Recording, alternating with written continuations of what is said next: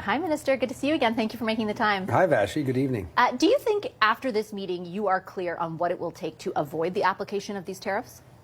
We certainly have a much better idea of the American concerns around the border, the concerns around fentanyl, illegal immigration or irregular migration. It was a very informative conversation, very cordial. We talked about things that we wanted to do in the coming weeks with them. And we talked about the work that we want to continue to do with American law enforcement. So if I'm kind of interpreting from those comments that the border is key, does that mean that is your understanding that Donald Trump wants to use these tariffs essentially to accomplish something at the border versus use them as an economic instrument?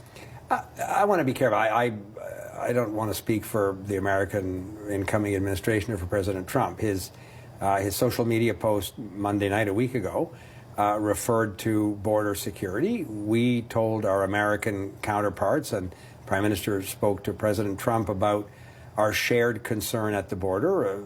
Fentanyl is a big issue in our country as well.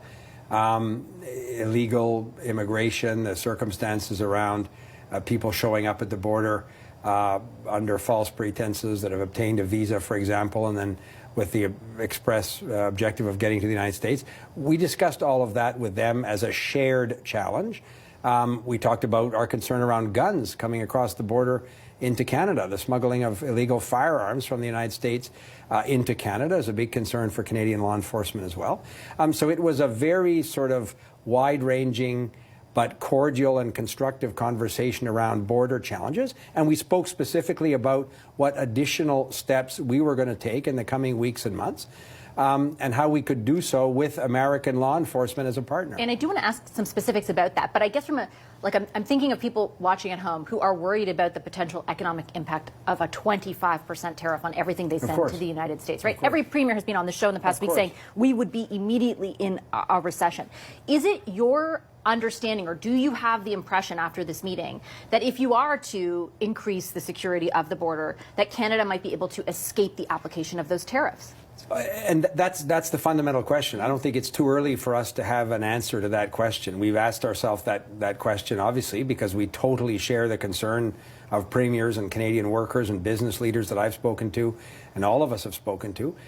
This is a very real concern for the Canadian economy. So I think it's too early to know whether the tariffs on day one of his administration will apply, if they would apply, for how long.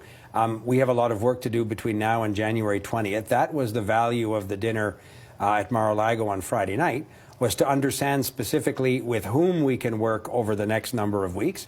Most of the key players Mr. Trump had invited to the dinner table with us. That was very positive for us.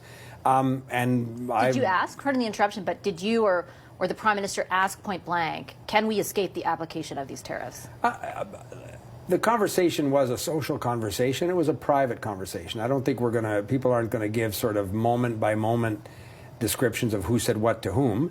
I was able to have, I thought, a very positive conversation in that regard with the incoming Commerce Secretary, who will be responsible for the U.S. Trade Representative function as well, Mr. Lutnick.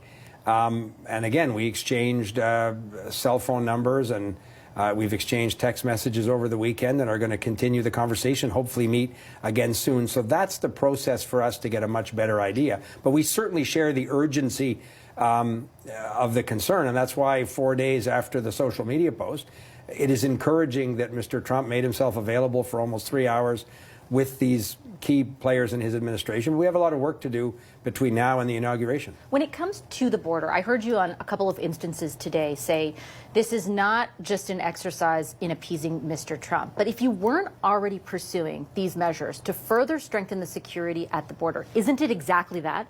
Aren't you just appeasing Mr. Trump? No, because we were in the process of acquiring additional helicopters and drones. But you're saying now you're going to do more. You came out of the Premier's meeting, you came out of this meeting, you're saying we're going to add resources. We are, and we're going to be more visible about it, because it's important for the Americans and for Canadians to see that the border is secure, that our security posture at the border is robust. So it becomes more urgent, I think, to show the good work that the RCMP are doing, for example, in terms of fighting organized crime and fentanyl and the Mexican cartel, the big drug takedown in British Columbia. The Canadian Border Services officers are doing work every day at these border crossings in partnership with U.S. Customs and Border Patrol. So there's going to be more visible posture. But I think it's important for people to understand that from our perspective, the border is and always has been secure.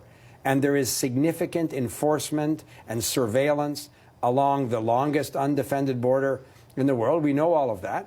But it is more important and more urgent to show Canadians, and by virtue of that, Americans, of this increased posture. So that's exactly what we're going to do. So is it an actual increased posture? Are there actually additional resources that you are sending to the border in the form of additional manpower? I know you've talked about helicopters and drones. Like, is that actually going to happen, or are you just going to talk about it more to show it? Like that, what is the talking about it doesn't show it, though. But I don't get, when you say we just have to be more visible, like what does that mean? We have to be more visible, exactly as you said, in additional personnel. So you are adding resources? Absolutely, we've said we're going to add. After Mr. Trump signaled it was a concern. We were in the process of adding resources as we received intelligence information about certain threats, principally in terms of drug trafficking. Before Mr. Trump's tweet, the premiers and opposition leaders were talking about the concern about potential south to north migration. If Mr. Trump, as he promised in the campaign, engaged in sort of widespread deportations in the United States, would that drive people perhaps to come to the northern border of the United States?